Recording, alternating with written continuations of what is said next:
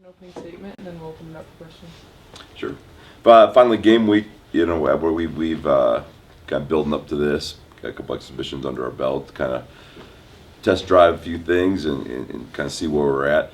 But the big week this week, obviously, we're going on a road trip with Valparaiso on Friday and St. Louis on Monday. So we're hard at work. A couple more days of practice before we leave, and to kind of shore up some details, clean a few things up, and we're hitting the road. What's the challenge of starting on the road versus at home? Well, you don't really get, especially playing a couple exhibitions, you don't really get a dress rehearsal of what the road's going to feel like, especially with the new team. Where you just have a lot of guys that haven't gone through the Division One traveling process, and going cross country against one of the best mid-major teams in the country, it poses a challenge. Valparaiso obviously is one of the best players in the nation, and their program is established, and they're got a stronghold in their league. But it's a great test for us day one, and that's what we want. We want to play those type of games. We want to be battle tested. We want to have non-ideal conditions so that we continue to work on our mental toughness. Would you have preferred, though, to have a lesser opponent to start things off, just to kind of ease your way into it? I haven't really thought about it either way. I think it's more of a process for us. We'll play whoever's in front of us, and I believe in these guys and think we can line up against anybody. If we play our clean basketball game, we're gonna be just fine. Now, the community here is pretty anxious to see a winner. What expectations are you putting on the team wins, losses wise? I'm a very process oriented coach. I don't necessarily look and say, hey, we're going to lose this many games or we're going to win this many games. It just has never been me. And to me, if you go out saying you want to win 20, well, you give yourself license to lose 11. This doesn't work for me. So I'm really it's just a little bit about can we get better every day? Can we get closer to what we see as the model of what we want to be every day? And that's kind of the incremental vision of what we have, and then the whole take care of itself. And I guess I've always kind of been that way. I kind of look at the next game, and we're going to prepare for that, and then after that, go after the next one and try to win every single one of them. So how will this week be different than just preparing for the exhibitions? Well, the exhibitions you have less to go off of, essentially with the first games of the year, new teams, the turnover rate of those programs, and so as we go now, we at least have something a little more concrete to go off of. We have established players, a little bit of an established system, even though we do have some unique challenges with these first two games because there isn't much to go off, and there are two new coaches again. So we do pose some unique challenges here going on the road for these first two games, but really our preparation and intensity and attention to details, I guess more so but we tried to use these last couple games as true walkthrough dress rehearsals. John, is it more exciting to prepare for these games, like this Friday, versus the exhibitions? I think, like Coach said, we kind of take every game the same, but obviously we're pretty pumped to go into a top mid-major team and kind of test out what we can do. We know we're just going to go in there and play as hard as we can and focus on the details. So we're pretty excited. How do you enjoy traveling? Is this a fun thing? Yeah, I actually really do like traveling. Sometimes it does get tiring if you have midnight flights, but usually, it's fun going with the whole team and all your friends. So you guys haven't started watching film yet, I'm assuming?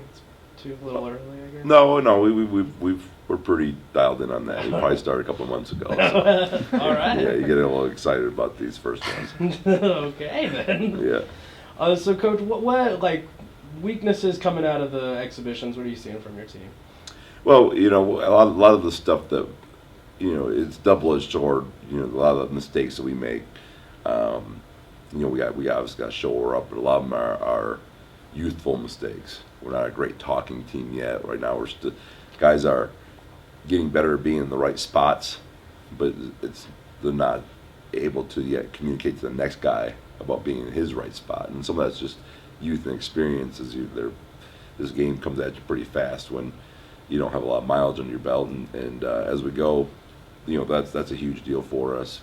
But we've cleaned a lot of that stuff up, and it's a new system offensively and defensively, and the guys have done, excuse me, a pretty good job picking all those things up. But you need reps. You need reps so that you start to, instead of getting the whole, you start to get the parts of it down to a T as well. And I think that's more than anything where we're at. Just this, guys adjusting to the speed of the game that haven't played Division I basketball, and two, guys starting to understand, that it takes more than just being able to function and do what's being asked. And then once it becomes instinctual with reps, it'll clean most of our worries up. When it comes to like the talking on defense, why does it take so long to people to actually get that, like younger kids? I think it's a little bit because they're in their head, they're still talking themselves through where they're supposed to be. So it's hard enough to understand, because most high school systems are just so basic, and you can just get away with being a superior athlete. And as once you get to college, there's so many schemes and things that change, and it calls and all those types of things, and so they're just trying to be in the right spot, versus being able to talk someone else through being in the right spot. What do you take away from watching film on the two teams so far? Valparaiso, obviously outstanding team. They're kind of a early season darling to kind of go be a team that's going to do some damage in the postseason. They won 30 games. They got 6'9" Alec Peters that could have went in the draft and elected to come back, and he's a major star in college basketball. And they got all kinds of size and length, and so it's obviously a great program. So it'll be an interesting challenge from a standpoint of to see exactly where we are with their experience, size, and strength, and see where we measure up. What about St. Louis? St. Louis is very athletic. They return a lot of guys. Obviously, Travis Ford is now the coach there.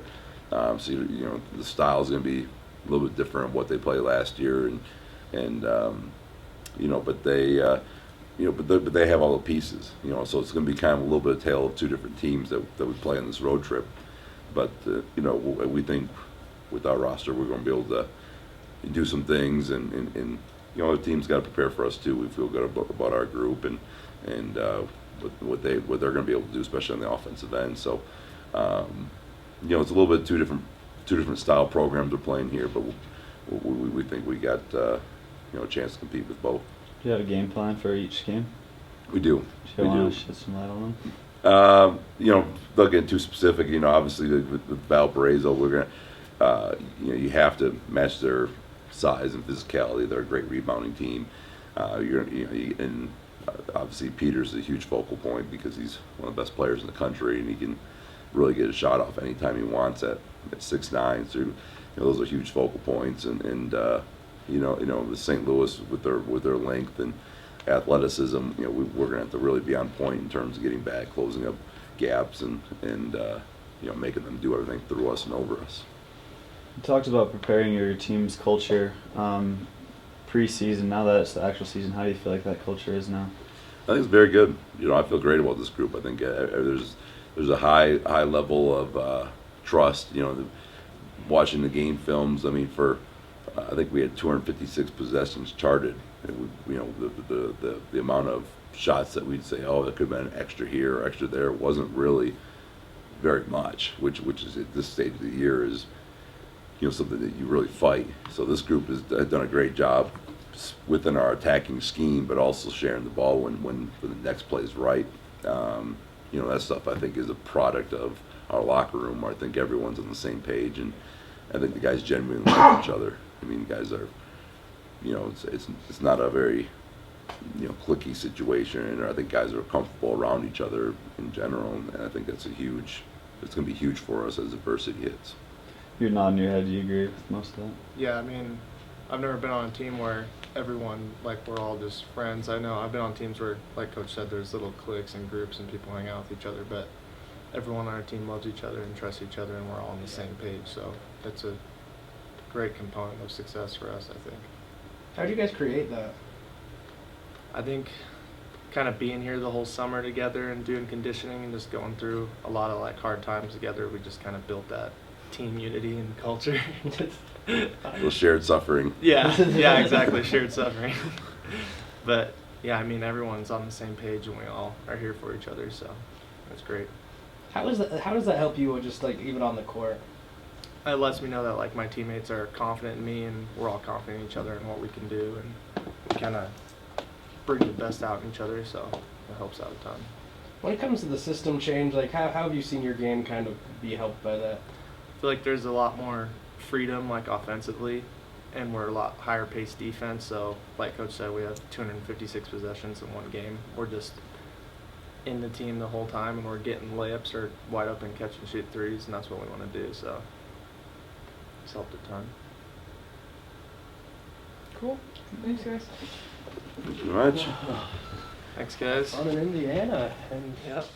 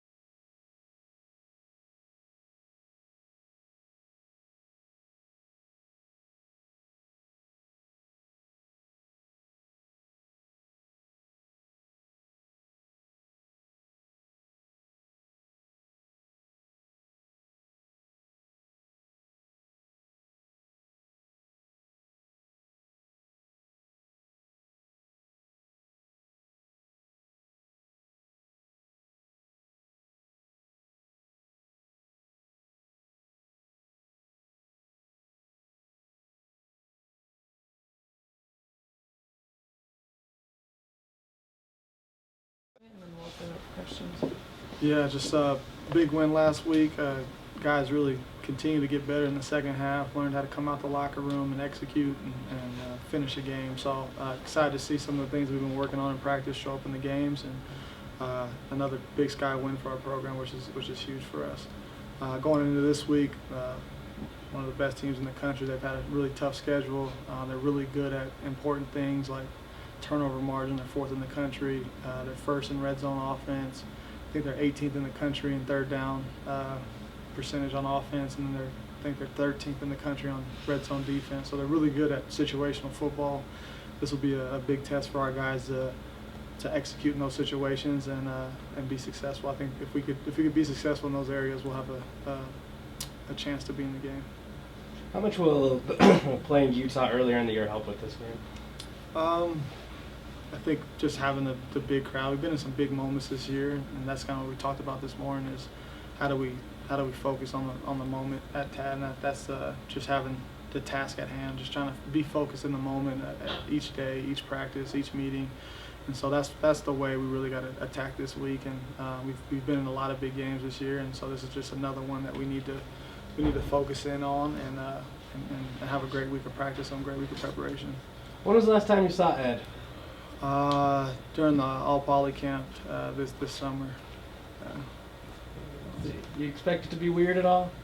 Nah, I mean, like I said, it's a football game, so once you get there, you start warming up. I mean, you're there with your guys. We got 100 people that will be traveling with us, and that's kind of the focus of what we're going to be focusing on. And so, yeah, I don't think it'll be weird at all. So obviously you haven't had like a true practice yet this week, but have you sensed like more excitement from the players leading up to this one? Yeah, a little bit too much yesterday in the meeting, so got them focused back into this morning. And yeah, I don't think we'll have any issues with being motivated this week. The biggest issue is can we focus on the next meeting, the next practice. When it comes to like all the guys leaving, obviously, does that serve as is it good or is it bad when it comes to the motivation side? If you use it to hone your focus in, I think it's a good thing. If you use it to concentrate on about things that don't really matter, then it'll be a negative for us. So we got to really use it for good, use it for our positive mindset and staying focused on the task at hand. Mark, how did the whole two offensive linemen go down on your end? Like, did they talk to you about it? Absolutely. They were a couple of my really good friends from last year, and I still keep in contact with them, and we rub shoulders still. So I feel like, yeah, we did. They mentioned to me the things that were going on in their lives at the time when they made their decision, and at the end of the day, kind of like what Coach is saying, you can either use it as a way to motivate you or not. And I think the biggest thing is you just gotta understand where people are in their lives and the choices that they make and support them, and you can only get better from it. I had to move on. I had to do what's right for my team, and I can't. I couldn't use it as a way to distract me and make me as an individual worse or my teammates around me. So, how did the team feel about it as a whole? As a whole, I feel like a lot of people kind of they have the right mindset in it doesn't matter. It was upsetting that we lost a few good players, but like I mentioned, they as a whole, I feel like generally the team felt like, well, we gotta do what we gotta do. So it was good. Now, Mike, how much did BYU recruit you at all coming out of high school? A lot. It was probably the next closest to SU, so I have a lot of experience with BYU. Did they offer you? No, I never did. So that sting a little bit? Definitely, yeah. It has always been my dream school to play for before coming here, and I guess even after my mission, that was the school I was planning on going to, and it didn't work out. So I have a lot of love and hatred for them, but I don't have anything against anyone there. They're great people there. I love their coaching staff, and they're good people. So why do you think it just didn't work out? I don't know. I just wasn't mature enough back then. My body wasn't ready. It just didn't work out. Now, when it comes to seeing your old coaches, have you guys thought about that, or what it's going to be like? I can't wait. Coach Lamb was a great man. I miss him a lot, and I'm excited just to shake his hand and say good luck. I know several other coaches on the coaching staff. And it's just, like I said, I have nothing against the coaches they have now.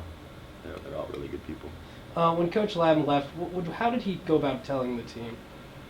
I think he just sent a message to the whole team over the huddling system that we have, or the messaging system that we have, and we just kind of left it there. And then Coach Warren immediately sent out a message as well to help us calm down a little bit and make sure that we were all okay. How was that weekend? I know it was Christmas. I know everything. Yeah. How did that? What was that like as a player? It was weird. I did not expect it at all. I had first gotten Coach Warren's messages and I was confused. Like, wait, what?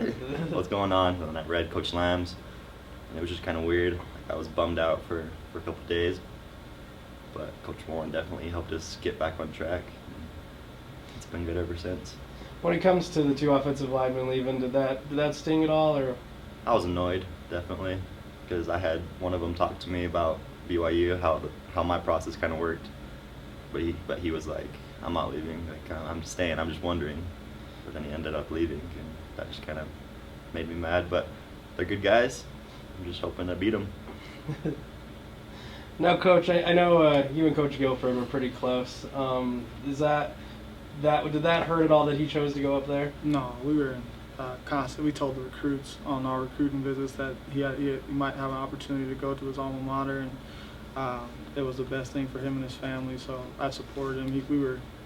We were on the same page. We knew if the number was too big, then he would have to go, and it was. And so the call was pretty easy when he gave me a call and told me the number. I said, well, good luck. So now that's one of my really close friends, and yeah, I was happy for him, and I don't think he really wanted to leave.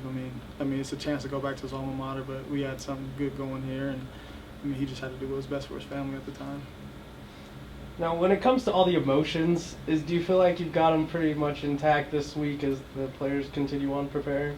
Yeah, I mean, we got a big opportunity to continue what we're doing here, and this is a big game for our season, and so I'm really locked into having a great week of preparation. We got a big opportunity that we could go down to Provo and do. So again, trying to stay in the big moment mindset, and you gotta really take each day and live in that moment. And so that's what we're gonna really try to do this week, and not get too far ahead of ourselves, and enjoy this week. It's game week. It's not game day. So let's enjoy this week. You don't get too many opportunities to prepare for a game like this. So we're gonna try to lock in and really enjoy each and every day that we have left together.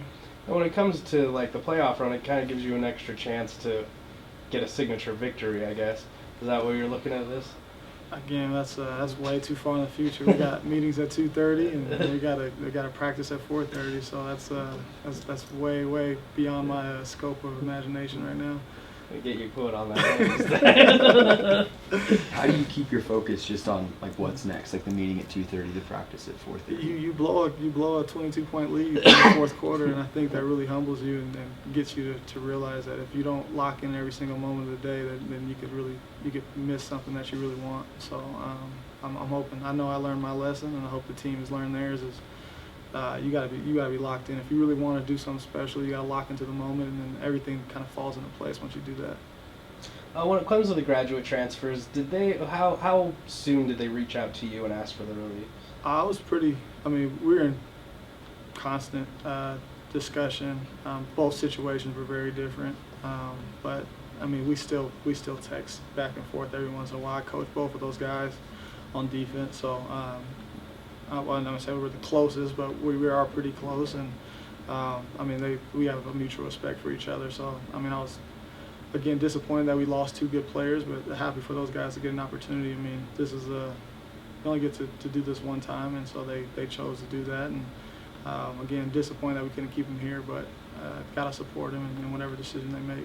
So you're not painting anyone like BYU as a whole as a villain for taking all these guys from you guys? I mean, they did what they had to do, and so we had to do what we had to do, and I'm just glad we get a chance to play them. Now, Mike, when was the last time you went to Lavelle Edwards Stadium? To watch a game? Yeah. I think before my mission, my brother played for Utah State, and then they played against each other in Provo, so I think that might have been the last time. It's been a while though. So like, is it a cool thing to go play? Because you said dream school. Is it gonna be a Yeah, it's fun gonna be a experience? dream game as well. I'm gonna try and have the best game of my life. It's gonna be a special day, I hope, for me and for the team. And I just really want to win. That's all I want is to win this game. Is there more motivation on this one than the rest of the games this year? Yeah, definitely. I've been waiting for this game all year. I mean, I focus on each game coming up to this point, but this is the week we get to play BYU finally. All my extended family, they're all BYU fans. They'll be wearing red this week to support me, but I mean, it's hard when I have nothing against the coaches or the team. If it was the past coaches or team, it might be a little bit different, but to say that we beat BYU, that's going to be history. So I don't want to repeat Utah State like from last year or Utah this year. I want to win. So. Yeah, Coach, putting all the extracurricular stuff aside, how big would it be to be able to beat this program? It'd be huge for the guys in the room. A lot of guys dream to go into that school, so it'll be big for them just to remember for the rest of their lives. But more importantly, right now, it'll be our sixth victory. It would make us have a winning season, and it would just continue to build on what we've done so far. So it would be big in the grand scheme of things for these guys, but as far as 2016 Thunderbirds, it would be big because we have a winning record. So what's your relationship like with Ed at this moment? I mean, that's my mentor, so he's always going to be have a special part in my heart. He gave me this opportunity. I wouldn't be here without him. So right now it's weird just because we play each other, so we haven't got a chance to really talk or text. And when we talk, it's not like me and Guilford. We talk about other things in football. Me and Lamb talk is more about football. So we can't have those conversations. So we just don't talk very much. So after the season, I'm pretty sure the conversation will pick back up because again, me and him we've always talked about football for 8 years, and so to talk on the phone and not be able to bring up a defense or bring up a situation in football would be awkward. So we'll probably pick it up after the season, maybe after this game, and hopefully help us out in AU. Has it been rough this year not being able to kind of lean on him because he always has been there? Yeah, I mean, luckily I got a great supporting staff. I got these kids that bust their butts. So we got some people. I got a lot of friends around the community that help out. So this is a group effort. This season's not been easy. I don't have all the answers, and the players know that. I tell them that all the time. So we got a lot of guys around me that pick me up and help this program move forward. So how often, like say next week, you think you'll be calling him on the phone, asking him about NAU? Yeah, that might be the deal. So we'll see how it all plays out. But yeah, I could see that happening. And how often do you talk to Coach Guilford still? I don't know. He calls me all the time now. We call each other back and forth. I think we talked Sunday after they were in Cincinnati on the airport, and then I think we talked our Saturday, and then Sunday we talked again. He's just goofy, so it makes me laugh. He tries to get my mind off football. Man, I'm talking to you on game week. That's fun. Again, not about football, so he's just a goofball. All right. I miss him. He's a good dude. Cool. All right. That's it. Thanks, Thanks, guys. guys. Ugh.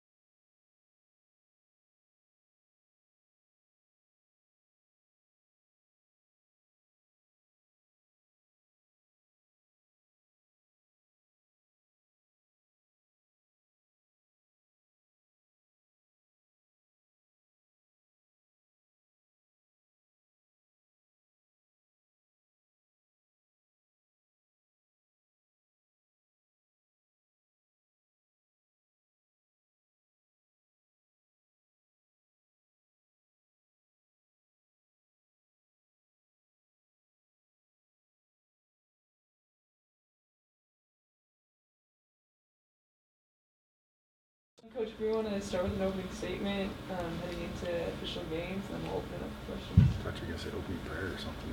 I thought We that do that too, here? actually. If you'll do the closing, that's Okay, got it. And the spiritual thought as well. Thank you. Opening statement. So, as a coaching staff and probably as a team as well, weren't particularly thrilled about our level of play last Friday. We did try a lot of different combinations and to do some different things, but we were never able to, on the offensive end especially, maintain a run where we would go on mini runs and not able to maintain that, partly because we gave up offensive rebounds and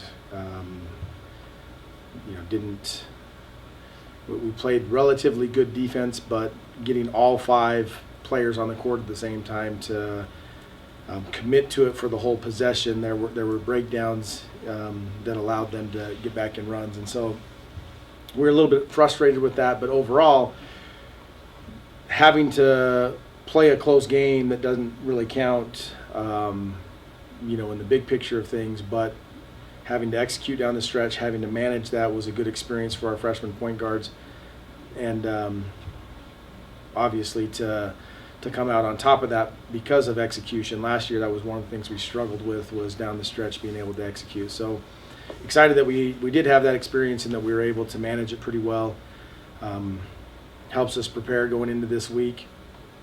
We play Antelope Valley this week, who is a first-year NAIA program in California. Have a relationship with the coach a little bit, and so this was a game that we had scheduled with another university. He made the coaching change, and we changed to be able to play them. So really kind of excited about being able to play them. They're a team that plays a similar style to Sac State, which you don't get many chances to practice against that. So we're hoping that it just gives us an early indication of things that we need to work on against that pressure style, that running gun, three-point shooting style. They did upset Pepperdine in the exhibition game they had with Pepperdine last week, so they're definitely going to be a formidable opponent coming in, and we need to be ready to play opening weekend. Have a full week of preparation to get that moving forward, and excited about the progress we've already made since Friday, and hopefully we can continue to do that going into Saturday's game. How do you prepare for this team, Antelope Valley? Yeah, it's a tough thing to do. The number one thing is we're doing a lot more up and down this week, quick tempo offense and defense. Our practice guys that are coming this week are we'll throw 6 of them out there to defend at times because it's just constant pressure trapping, and you have to look past that first line of defense to find the open players.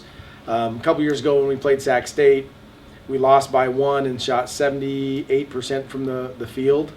So if you can get the ball past that first line of defense and that second line of defense, they'll give you high percentage shots, but you can't have 30-plus turnovers, which we did in that game. And so so being able to manage that, that's part of the reason Rebecca and Skylie were recruited, is to help us be able to dribble through as well as pass through, make decisions through that kind of pressure. So this week in practice, there will be a lot of those type of situations that we try to create to just help us relax, understand where that pressure is coming from, and make those quick passes before the double team and before you get into trouble. And the other thing is defending the three-point line and boxing out, because long shots, long rebounds, they use their speed and quickness to out-hustle you to long rebounds. And so just extra emphasis on that in our rebounding drills and our defensive drills of, we've got to make sure we not only box out but beat people to the ball and anticipate where it's going. So those are a few things that this week we'll do in preparation for it. What's your relationship like with their head coach? Just over the past couple years, we've tried to schedule and continued to communicate as he was building. He was at Bethesda University in California previously, and for whatever reason, we've talked a ton, and we actually had him on the schedule last year and ended up having to switch cancel that game, and he really felt bad because he was looking forward to coming to Southern Utah and met him on the recruiting trail and things. So so we promised, as when we canceled that game, I said, I'll pencil you in opening weekend next year, no matter what, contract the game and get it going. And then he had the coaching change, and so we maintained the contract with him and scheduled the game. So just a few years in that relationship, but as we've tried to schedule and get this game on the schedule, he's been really patient with us, and so we made sure that we got him on the schedule and taken care of this year. As a player, how are you preparing for these upcoming games? I think like Coach said, just going hard in practice, making sure that we can handle pressure. For me personally, I am so excited for actual games to start. I mean, exhibition games are fun, but they don't really count towards anything. So just making sure that we're excited, making sure that we're coming to practice with a lot of energy and commitment, and just continuing to get better and progress. Because as a team, there's a lot that we still need to get better at. So we need to make sure that we're progressing and working towards our goals. You had a big game last week. How are you looking to build on that this week? I think the nice thing about being a post player is that none of the shots I get are shots that I create for myself. They're all passes, and it's all team chemistry. It's all working with the team. So I think keeping that team mindset for all of us is what's really going to be important in the long stretch. So that when one person doesn't have a good game or one person's really hot, we can build off of that with each other. So I think just making sure we're keeping the team focus and getting the ball where it needs to be in the right moment on offense, getting that flow going. Is the whole team atmosphere a little bit more excited this week because of the real games coming up? I think so. I think we were all super excited for the exhibition games because that's just a chance to be done with practice and finally play against someone else. So I think for this week, now that we're actually starting real games, we need to start being a lot more focused and just, keeping that energy going. So, we're excited. As a coach, what strengths did you see out of your team out of these two exhibition games? That was really the nice thing about the two exhibition games is we were basically able to solidify what we as a coaching staff have thought over the course of practice. Really excited about our depth in the post. Dari was really consistent in both those games. Limited Jess a little bit in playing time. Just she's got wear and tear as a senior on her body and a little bit of a foot thing that's bothered her over the past couple years. So just thought, if we can take a few minutes away from her. So she didn't have the productivity she had in the first game as far as, points, but still 5 rebounds in 12 minutes is on par for what we want for her. And then being able to see Whitney step up. So really excited about that. And guard play. Last year we didn't, even though we had Jess in the post and Dari was a freshman coming around, we hadn't solidified how to, as Whitney said, utilize each other as a team. And the addition of Rebecca Skiley, putting Bree, Maren, Jamie out there as guards, they're really focused on utilizing the post to get themselves opens as well. And so just that we've developed into a pretty good team at being able to try to make things work as a team. And now, as games start and role definition starts to progress, like Whitney said, we're deep enough that a number of players can have big games. We don't know which players those are, but I think and hope that they're mature enough from these exhibition games to say, okay, Whitney's got the hot hand right now, let's get her the ball and go for that. Same thing as the post players or get it or different guards. Maren got hot for a couple of threes, in the quarter last game. Jamie's going to do that. That we recognize those, and Bree in the first game got hot towards the end. We've got to be able to continue to recognize who has the hot hand and be able to feed it. Having the depth this year to be able to let that happen is exciting. Last year we had to try to say, okay, we've got to find a way to get the ball to Jess, get her touches, get Ashley Munns coming off screens for shots. You know, you had a more limited options. So as Dari started to progress towards the end of the year, it was exciting. But she earned most of her own opportunities by just hard work. This year, now we can put the attention on whoever's having a hot game, let them try to double team or to stop that, and then use making the extra pass or the team play to let somebody else who's capable of stepping up. So really, from those exhibition games, seeing our depth and what combinations work together, that's a work in progress, but saw a lot of good things that we can build off of going into preseason to get us ready for conference. Anything else? Cool. Thank Thanks, you guys. all.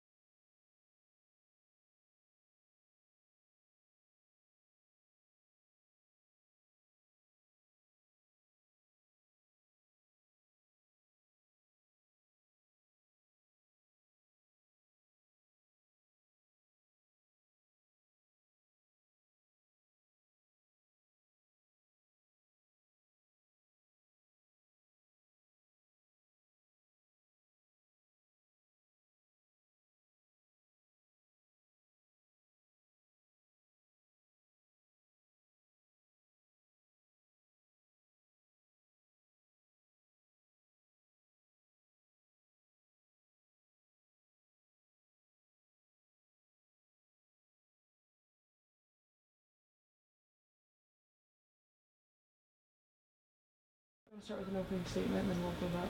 Yes, now we move into regionals.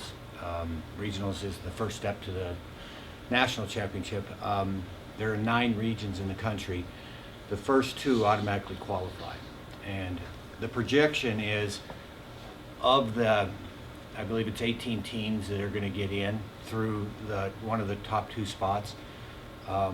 We will be pushed in into the national championship because we've beaten 9 of those teams. And so we sit number 5 as far as 13 other teams at large, and so we should be pushed in. I mean, so if we finish 6th, they estimate that we'll be pushed into the national championship. So we're looking forward to that. I think that with the guys should be hopefully pushed in. They're a pretty strong team, as we know, and as you know, the region is pretty dang tough. I think we have the number 1 team in the country in our region, the number 3 team in the country in our region, and number 5 team, I believe, in our region that's in the country that's in our region. So we believe we will get there. And on the women's side, they moved up in the regional rankings. I think they finished 17th last year. They moved up to 11th this year. We're hoping to be 11th or break into that top 10. So that is the goal for this weekend. What kind of finish are you looking for from the men's side? I think the door's open for them to be anywhere from 7th to, there was a number of years back, we were projected to get 6th, and I went in hoping we could just hang on to 6th, and we won the thing. And so, I think from 7 all the way up, I hope we're within one of those spots. I think, realistically, we could get 3rd there, and I believe that's what we're going to be able to do. But that's what I'm looking for. I think anything above 7th will be kind of a little bit of a disappointment, but it won't erase how good the team, has been this year and the things that they've accomplished. So and like I said, on the women's, to get into the top 10 would be very good for the program.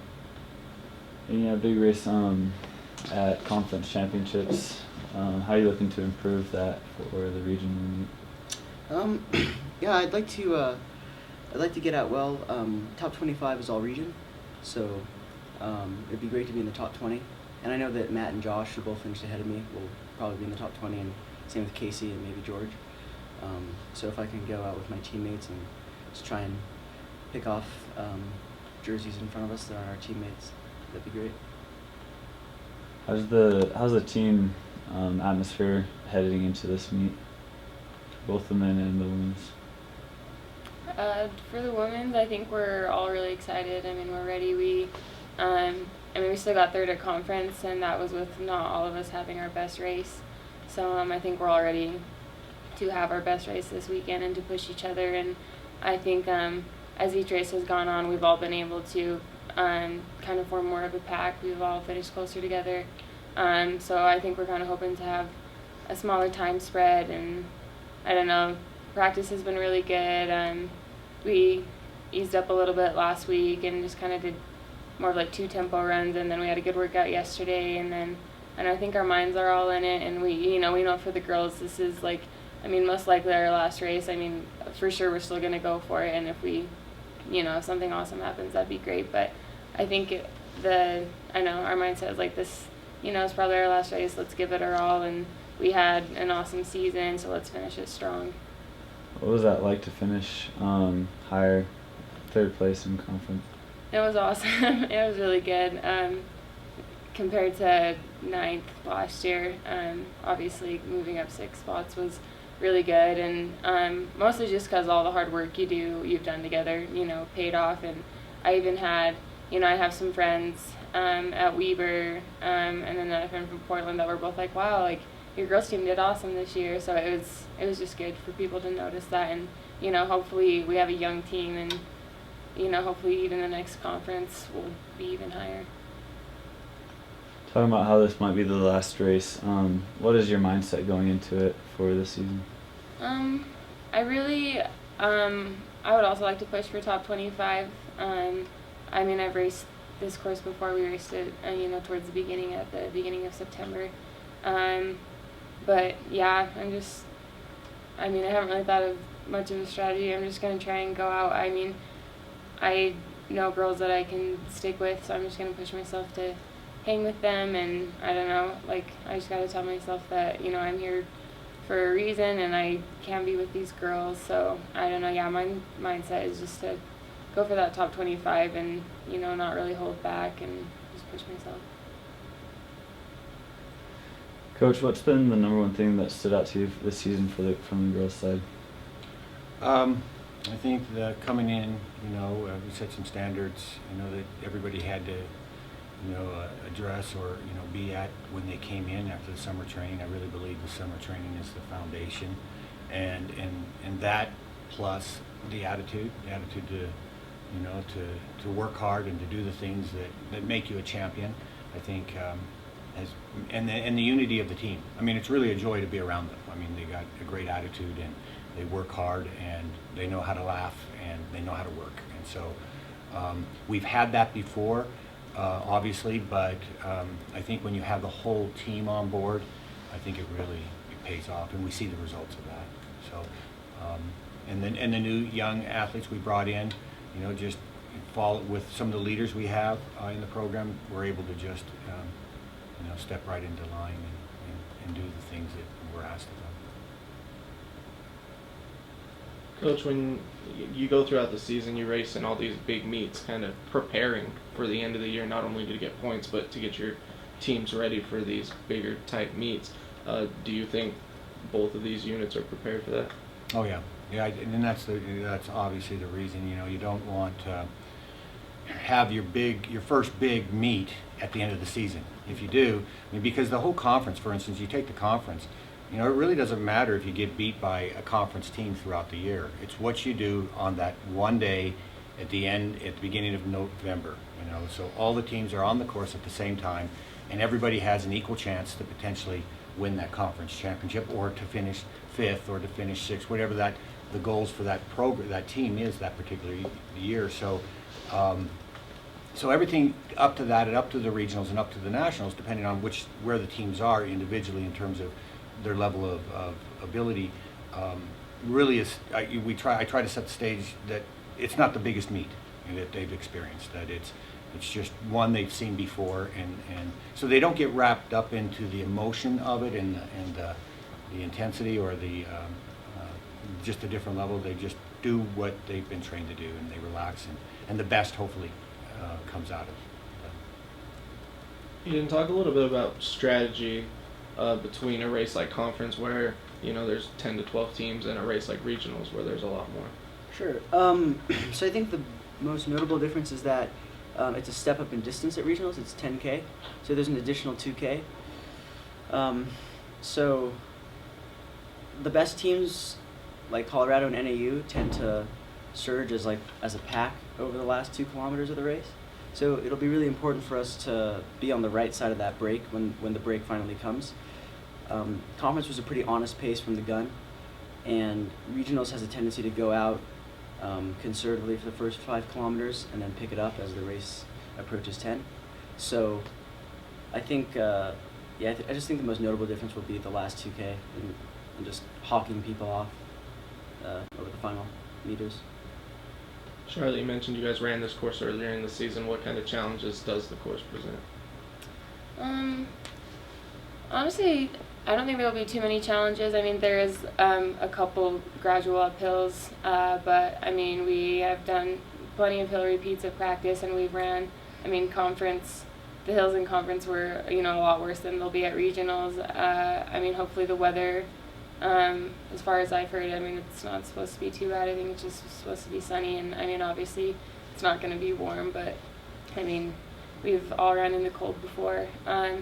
I mean, so really, when it comes to challenges, I think it'll just be, and like Hayden said, I mean, the girls' race is a 6K versus a 5K. So, I mean, really, there are challenges like the 1 extra kilometer and, hopefully being able to keep our place that last kilometer and, hopefully pass a couple of girls. But other than that, there shouldn't be too many, like, physical challenges.